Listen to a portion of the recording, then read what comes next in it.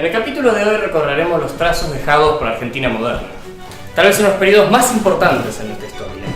En poco más de medio siglo, la Argentina se vería irreconocible por sus contemporáneos. La belicosidad del siglo XIX habría terminado, dando comienzo a la Argentina que nosotros conocemos. Y todo gracias a una batalla. Caseros, 1852. En un rápido y sangriento conflicto, las fuerzas del ejército grande del caudillo entrerriano Justo José de Urquiza derrotaron a las fuerzas federales de Juan Manuel de Rosas. El futuro de la Confederación estaba por cambiar.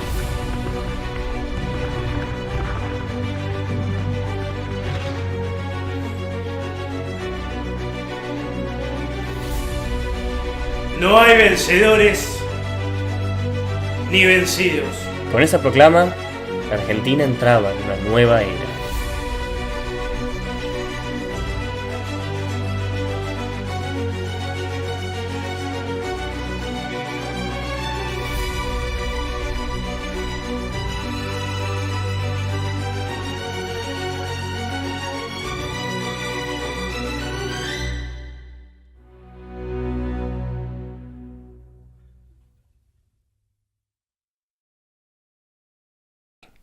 Aprovechando el exilio del rosismo, y como Sarmiento había escrito en Argirópolis, Juan Bautista Alberdi redactó sus propias recomendaciones, dirigidas personalmente al vencedor Urquiza, para la conformación de una constitución nacional.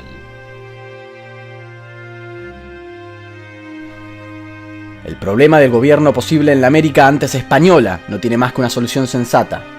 Ya consiste en elevar nuestros pueblos a la altura de la forma de gobierno que nos ha impuesto la necesidad, en darles la aptitud que les falta para ser republicanos, en hacerlos dignos de la república que hemos proclamado, que no podemos practicar hoy, ni tampoco abandonar. Como nos explica Alperín Dongui, la generación del 37 tenía una relación dialéctica con la construcción del Estado Nacional.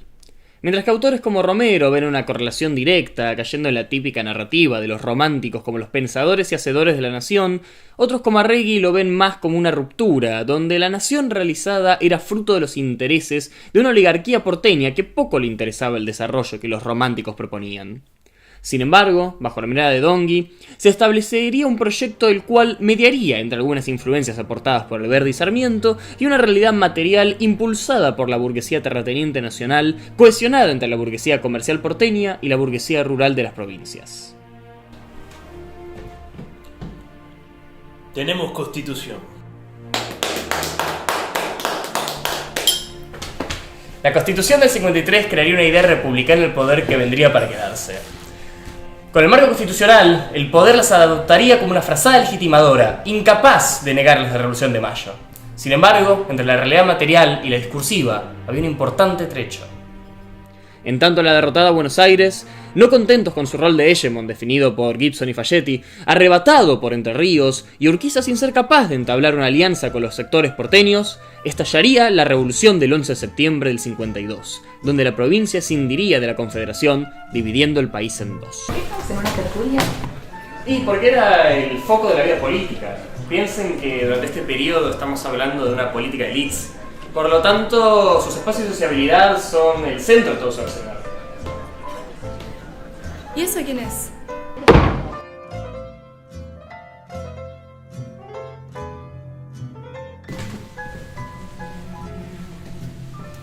Señor Mitre, se dice por ahí que anda armando un nuevo partido. ¿Puede ser? Tras el colapso del rosismo, Buenos Aires buscaría una nueva imagen para contraponerse a la ocupación urquicista, igualmente federal que Rosas, y de hecho, según Letieri, Urquiza mismo buscaría ser un nuevo Rosas. Para él y para Dongui, el Partido de la Libertad fundado por Bartolomé Mitre es la representación de esas ideas liberales que se adjudicaban descendientes del viejo programa unitario rivadaviano. De esa manera, Buenos Aires ocultaba su pasado rosista y procedía a enfrentarse a los federales bajo un argumento ideológico que ocultaba sus verdaderas intenciones, las de mantener su hegemonía. ¿Y con la Confederación qué? Para James Covey las cosas no cambiarían fundamentalmente. Entre Ríos sería la nueva hegemon y las disputas caudillistas continuarían sin cambios. Urquiza no sería capaz de imponer un monopolio de la violencia. Durante toda la década del 50, ambos estados lucharían por el reconocimiento internacional y por la reintegración territorial. En Buenos Aires, el Partido de la Libertad se fraccionaría en dos facciones: los crudos, dirigidos por Alsina, y los cocidos, dirigidos por Mitre. Esta fractura daría lugar a una decisión partidaria fundamental para las décadas venideras. El corazón de la disputa residía en las aspiraciones nacionales de la provincia.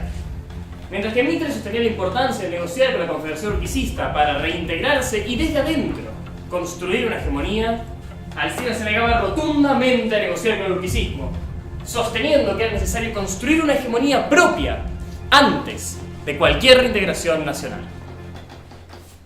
La situación económica se vería a favor de la provincia rebelde, quien al controlar la aduana y el estuario del río de la Plata mantenía un dominio económico sobre los ríos Paraná y Uruguay. Esto llevaría a un inevitable enfrentamiento, el cual sucedería el 23 de octubre de 1859, en Cepeda. La batalla vería la victoria militar de la Federación, pero para Dongui sería en realidad la victoria institucional de Buenos Aires, quien se reintegraba a la Federación, sí, pero permitiéndose sugerir cambios para la Constitución, así como se le respetaban sus instituciones provinciales, dejando al Estado Nacional como huésped en la ciudad todavía en dominio de la provincia. Eventualmente, las tensiones irresueltas en el Pacto de Flores se volverían a ver estallar en la famosa Batalla de Pavón. No.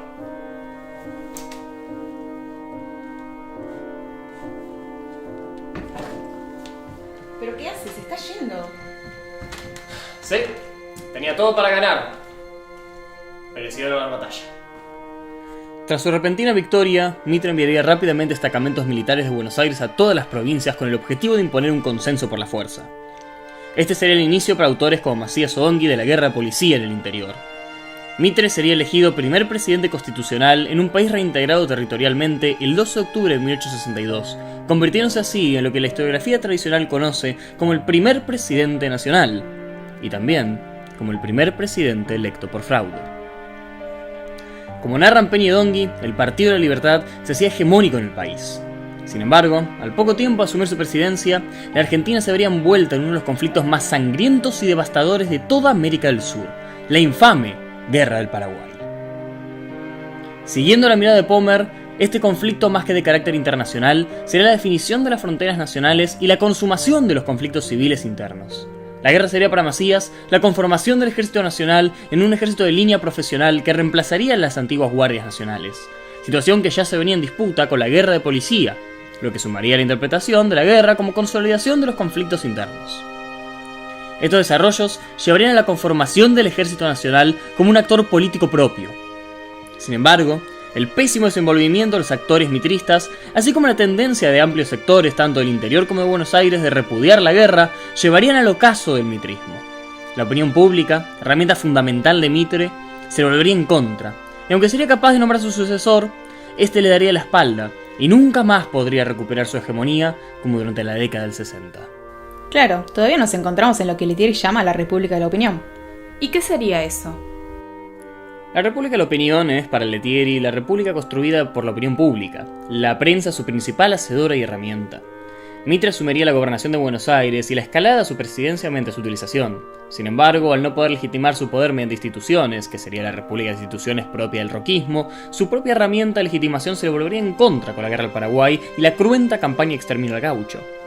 La misma República de la Opinión resultaba muy efervescente para legitimar y sostener un poder, bastando solo una campaña de mala prensa para poder derribarlo. ¡Prensa! ¡Prensa! ¡Entérese del desastre de Curupaití! Esto llevaría a que tras nombrar a Sarmiento como sucesor en 68, Mitre quedara aislado políticamente, con una base de poder cada vez más decreciente. Sarmiento, a diferencia de Alberdi, creía en un modelo republicano inspirado principalmente por los Estados Unidos. Su mandato presidencial buscaría materializar este proyecto con discutidos resultados. Tanto para Dongui como para Peña, el latifundio se mostraría imperturbable, y sería el mayor obstáculo de la política de distribución de la tierra en favor de la conformación de un modelo farmer de producción. El resultado más exitoso del proyecto salmentino terminaría siendo su modelo educativo, y en segundo plano, el comienzo de las primeras olas inmigratorias. Fiel seguidor de la educación de las masas, fundaría varias escuelas a lo largo de todo el territorio, y pondría las bases para la Ley 1420 sobre la educación laica, pública y gratuita.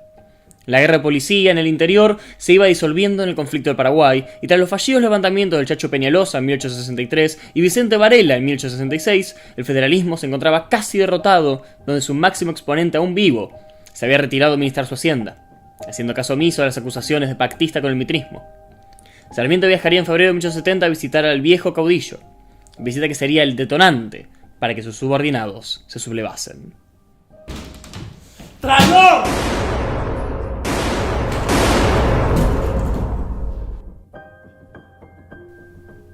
Tras el asesinato de Urquiza, la intervención del Ejército Nacional en la provincia de Entre Ríos y el fin de la guerra del Paraguay, Sarmiento termina su presidencia con el federalismo derrotado por completo, con un ejército independiente y autónomo de los intereses provinciales y con un Estado que empezaba ya a consolidar su figura. Solo hacía falta unos últimos pasos hacia la consolidación nacional.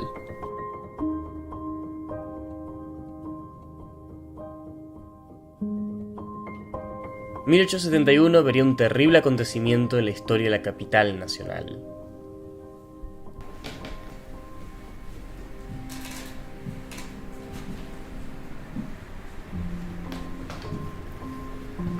Una epidemia que dejaría su marca en la memoria social y que reconfiguraría no solo los espacios urbanos, sino también a la profesionalidad estatal. La epidemia de fiebre amarilla de 1871 no sería la primera, pero sí sería la de mayor impacto, dejando un saldo total de 13.614 víctimas fatales sobre una población de 187.000 habitantes. Según Diego Galeano, ya desde la década del 50 que el higienismo habría empezado a moldear el espacio urbano, pero sería gracias a la epidemia del 71 donde la figura del médico se vería conformada como un profesional, y las corrientes pasteurianas cientificistas del higienismo se asentarían en la vida urbana. Sin embargo, sería gracias a la intervención policial, quienes realizarían visitas forzosas a las casas de los enfermos, que los médicos ganarían su legitimidad como profesionales, y que el Estado sería capaz de establecer un dominio de la fuerza. La epidemia vería también a las grandes élites moverse de los barrios tradicionales de la época colonial, como San Telmo, San Cristóbal y Montserrat, hacia las zonas nortes, entonces más campestres, como Belgrano, Palermo y Núñez, zonas que hasta hoy en día son de mayor nivel adquisitivo. De igual manera, bajo la corriente del higienismo, se llevaría adelante varias obras públicas para sanitizar y proveer de agua potable. Se expulsarían los saladeros de la costa del Riachuelo y se conformaría un cuerpo de profesionales médicos y policías que atenderían la ciudad como oficiales públicos. La elección del 74 vería al partido autonomista, descendiente de los crudos alcinistas, obtener la victoria bajo la presidencia de Nicolás Avellaneda. Este resultado sería disputado abiertamente por Mitre y su partido liberal, ambos descendientes del viejo Partido de la Libertad, pero sería rápidamente derrotado por un joven militar que empezaba a destacar en su carrera y cambiaría el rumbo de la Argentina para siempre.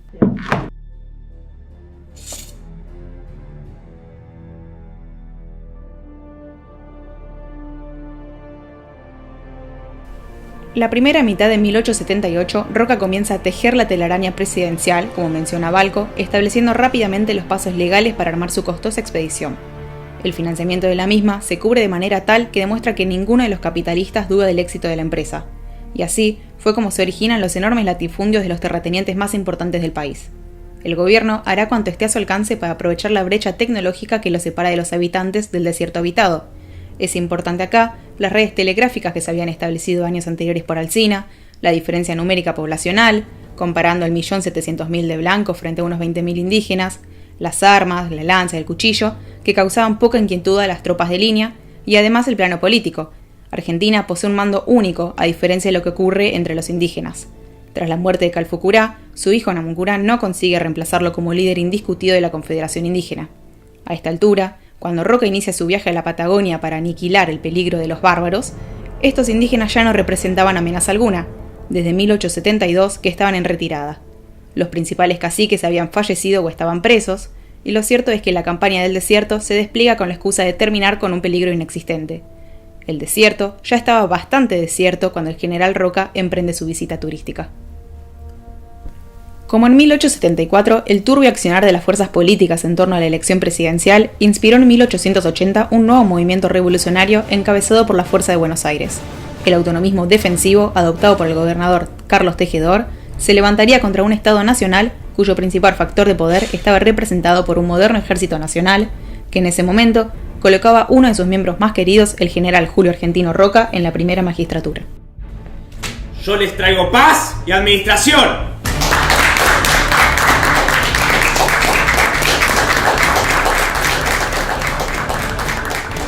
Pero no había oposición. ¿Qué pasó con el Partido Liberal?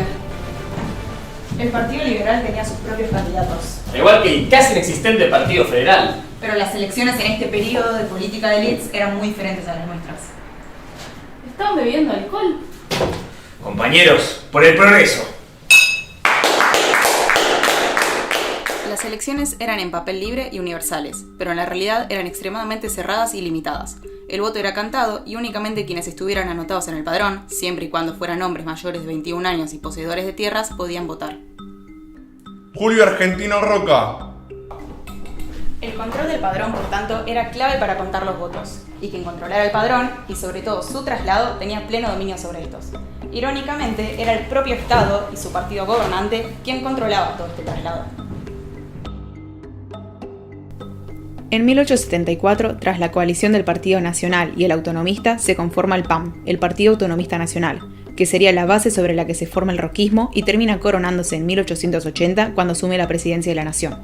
Así, como nos dice Alonso, en la década del 80 se definió el sistema político que dominaría el país durante los 36 años siguientes.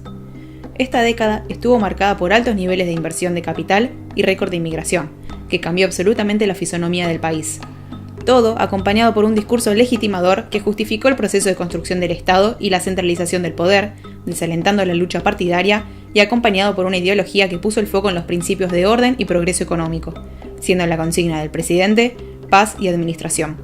Siguiendo el análisis de Alonso, el fraude, el patronazgo y la intervención federal fueron tres elementos preexistentes al roquismo, pero que con este se potenciaron gracias a la mayor disponibilidad de recursos, el monopolio de la violencia y la ausencia de una clara oposición. Paralelamente, los sectores socioeconómicos se fueron organizando. El desarrollo económico aumentó la variedad de grupos sociales que compiten por ejercer la influencia de la política y expande la cantidad de potenciales participantes en dicha competencia. Es por esto que en la década de 1890 surgen partidos políticos como el Partido Socialista, la Unión Cívica Nacional y luego la Unión Cívica Radical, quienes, con Alemán a la cabeza, desde un principio se propusieron a poner fin a la hegemonía del PAN. En palabras del mismo: la Unión Cívica tiene que rechazar y combatir todas las composiciones calculadas para burlar el voto público, defraudando las grandes esperanzas del pueblo argentino. Siendo la reivindicación del sufragio universal un objetivo democrático y popular del movimiento. Alonso dice que la naturaleza del PAN y la dinámica política del periodo fueron cruciales para el nacimiento del Partido Radical. La incertidumbre de las lealtades, las rivalidades internas y los estilos políticos distintos de sus dirigentes llevaron al ascenso de la Unión Cívica primero y luego de la Unión Cívica Radical. Se trata de un periodo con vaivenes y faccionalismo político, no una vida política inexistente y bajo imposición central como se suele estudiar el periodo. Con un Estado consolidado, el roquismo comenzaría a fomentar la presencia y materialidad del mismo. Se llevarían adelante amplias obras públicas tanto en la ciudad capital como en el interior, se extendería el sistema educativo privado de manera pública, laica y gratuita, y se comenzaría la ceremoniosidad de los festejos de las fechas patrias, las cuales cambiarían radicalmente. Como se comentaría en uno de los periódicos de la época: se acabaron las rosquitas de maíz, el dulce de batata, el arroz con leche, los negros y las negras, Felipón el payaso, luz suprema de las fiestas populares y sus compinches, los cohetes voladores y los buscapiés, los palos enjabonados, los rompecabezas y las calicitas gratis. Ya no hay nada en aquel 25 de mayo antiguo que llevaba a la plaza 10.000 concurrentes por día, rebosando según los gustos de entonces de alegría y de felicidad popular. Hoy día no se habla más que de dinero, de ferrocarriles, de puertos, de indios suprimidos, de empréstitos, de bancos, de gobierno, de paz de administración, ni siquiera un barullito. La población incrementaría unos casi 2 millones de habitantes para el primer censo en 1869, a unos casi 8 para el segundo censo de 1895. Esta disparidad entre la población local y la población migrante llevó a varias preocupaciones desde el Estado. En respuesta a las amplias luchas de los sectores inmigrantes para adquirir derechos políticos, el Estado llevaría adelante una política de naturalización y nacionalización, donde su principal objetivo era la creación del ciudadano argentino. Inspectores de escuela, funcionarios, maestros y diputados encontraron en la escuela primaria la principal herramienta para esta unificación cultural. En las aulas, tanto los hijos de los inmigrantes como los criollos sean transformados en buenos ciudadanos y patriotas. Se apeló a un panteón de héroes nacionales, cuyas epopeyas unían y enorgullecían a los nuevos ciudadanos nacionales, donde la nacionalidad empezaba a tener mayor peso que la ciudadanía. En esta construcción de la ciudadanía había un lugar muy especial para la disciplina histórica. Es así como no solo se empieza a conformar la primera corriente historiográfica nacional, sino que también se empieza a construir un cuerpo de profesionales que le van dando carácter a la disciplina. La historiografía moderna consensúa en establecer el debate entre un desplazado Bartolomé Mitre y un ascendente Vicente Fidel López ocurrido entre 1881 y 1882, un carácter fundacional de la disciplina histórica científica en la Argentina. Sin embargo, Eugenian establece esos mismos orígenes en un debate previo, dado en un por entonces presidente Mitre y su ministro de Hacienda Vélez Arfield. Lo interesante de ambos debates es que logran posicionar la figura de Mitre como historiador erudito, debido a su gran uso de fuentes para confeccionar la historia de Belgrano de 1859. Para confeccionar mi historia de Belgrano he utilizado un total de 8.000 documentos, todos archivados en mi biblioteca personal. Lo que se disputaba en estos espacios era una autonomía de la historia como disciplina propia, lo que Bourdieu define como corpus científico, un conjunto de profesionales que se dediquen a consolidar y limitar los estudios de la disciplina. Mientras que en Europa este cuerpo se estaba definiendo con la escuela metódica francesa, acá en Argentina recién se conformaría con la nueva escuela histórica, ya entrado el siglo XX. De todos modos, Mitre sigue siendo considerado uno de los primeros historiadores nacionales, principalmente gracias a su uso documental, la incorporación de la crítica, según Eugenian, representada en estos debates mencionados, los cuales disputaron la posición de historiador y terminaron por separarla del Mitre político.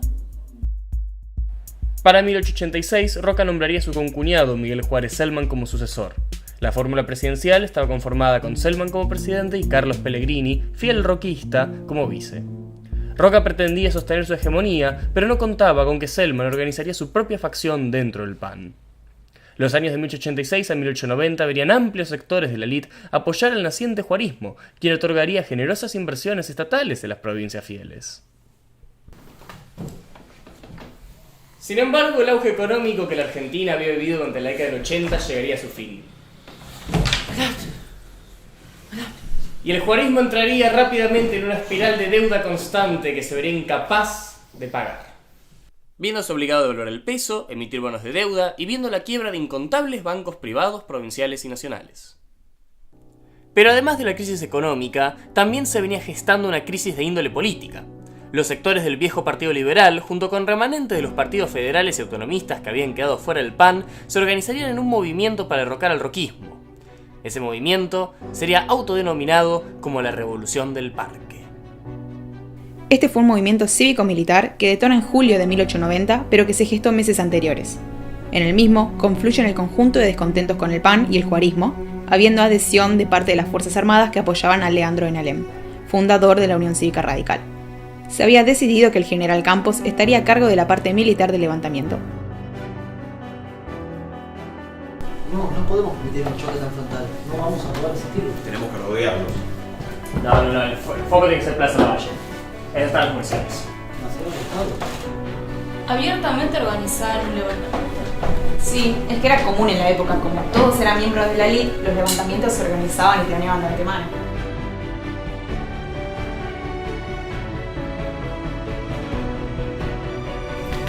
General Campos, está usted bajo arresto. ¿Lo están deteniendo? Así es. Celman ordena capturar y detener a Campos para evitar el levantamiento. Pero una visita inesperada va a cambiar las cosas.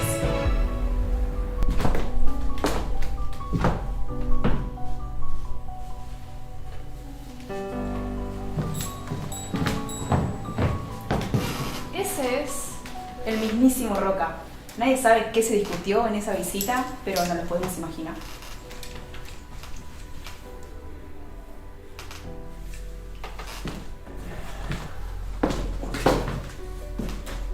Sin embargo, y sin importar la pertenencia al mismo partido, como explica Peña, es un hecho comprobado que el general Roca fomentó el alzamiento confiando a aplastar simultáneamente al movimiento y al gobierno de Juárez en una operación política minuciosa. Al día siguiente del escape de Campos, empieza el levantamiento y se toma el Parque de la Artillería. Tienen mi firme apoyo para normalizar la vida pública reivindicando la libertad del sufragio. Cerrados por el fraude de los comicios electorales, lo que da por resultado la complotación de los poderes oficiales contra la soberanía popular.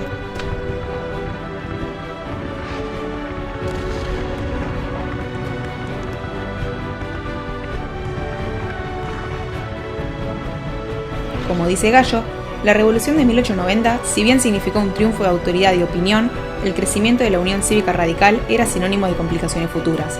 Hasta 1895, el clima siguió siendo difícil y agitado.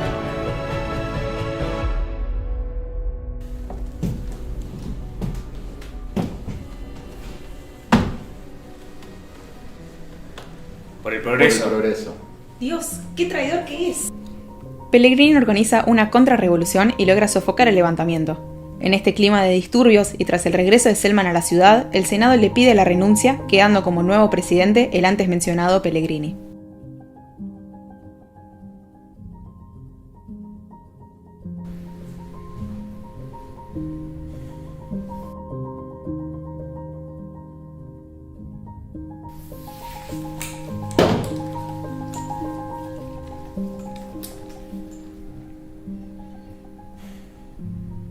Mis hombres deponen sus armas.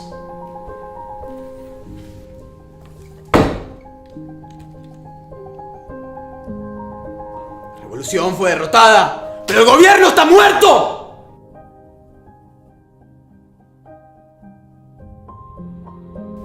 Tras estos episodios, el juarismo desaparece. Mitre decide regresar a la escena política y se integraría con su partido, la Unión Cívica Nacional, a un nuevo bloque de alianzas dirigido por Roca y Pellegrini, estableciéndose así el Tridente y favoreciendo al Partido Autonomista Nacional al integrar al mismo el viejo Partido Liberal. Caballeros, espero una donación patriótica de ustedes. Buen día. Al Mitre apoyar al candidato del PAN, Luis Sáenz Peña, la rama dirigida por Alem de la Unión Cívica rompería con el mitrismo conformando la Unión Cívica Radical. El escandalosamente obvio fraude de las elecciones de Luis Sáenz Peña, que darían un total del 95% de los votos al PAN, pondría al Partido Radical a preparar un segundo levantamiento, de mayor alcance y organización nacional que la Revolución del Parque. Sin embargo, no se encontraban libres de disputas internas. Hipólito Yrigoyen, sobrino de Alem, empezaría a tomar importancia dentro del partido. Pronto se daría cuenta de la diferencia en cuanto a la conducción respecto a su tío, creándose una segunda división interna, entre rojos, quienes le eran leales a Alem, y líricos, quienes seguían la línea de Yrigoyen. El corazón de la disputa se centraba respecto al accionar electoral que la UCR debía tomar durante el fraude. Los rojos sostenían que su deber cívico era primero ante todo, y aunque se levantasen en armas contra el PAN, debían seguir formando parte de las elecciones. Para los líricos, en cambio, debían tomar una postura absentista sin dar la lucha electoral hasta garantizar unas elecciones justas. Tras el fallido levantamiento de 1893 y la ruptura con su sobrino político Hipólito Yrigoyen, llevaron a un deprimido y rendido Alem a tomar una trágica decisión, dejando para la historia su célebre frase: Para vivir estéril, inútil y deprimido, es preferible morir. Sí, que se rompa, pero que no se doble.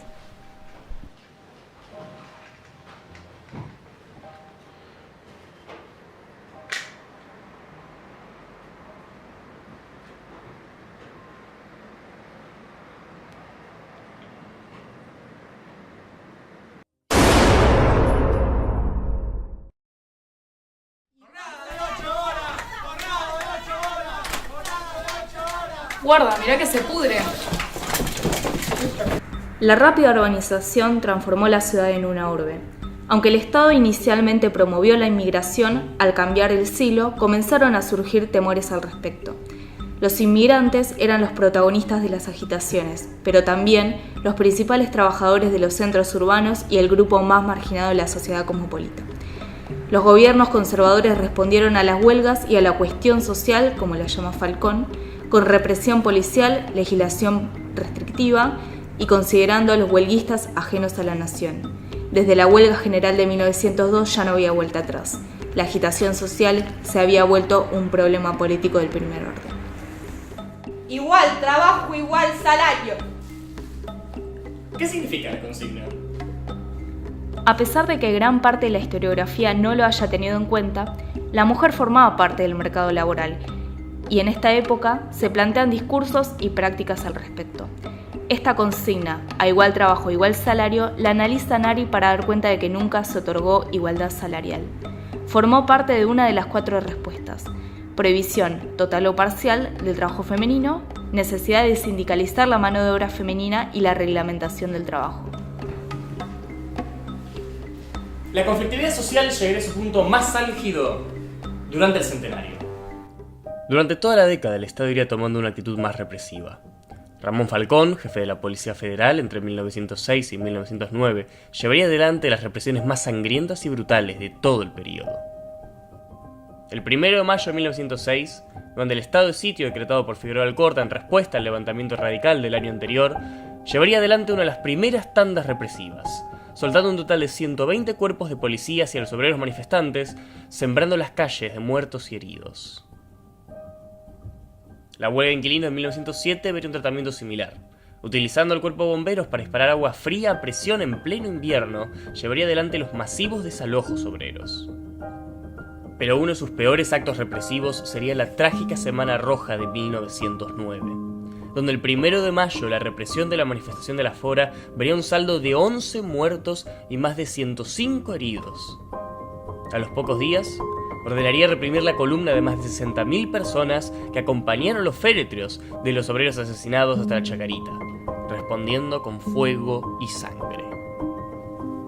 Sin embargo, Falcón conocería su destino el 14 de noviembre de ese mismo año, a manos de una bomba arrojada a su carruaje por un joven anarquista, Simón Radowisky. Toda esta violencia social llevaría al decreto de estado de sitio del centenario, pero también un segundo movimiento empezaría a formarse con una postura más reformista.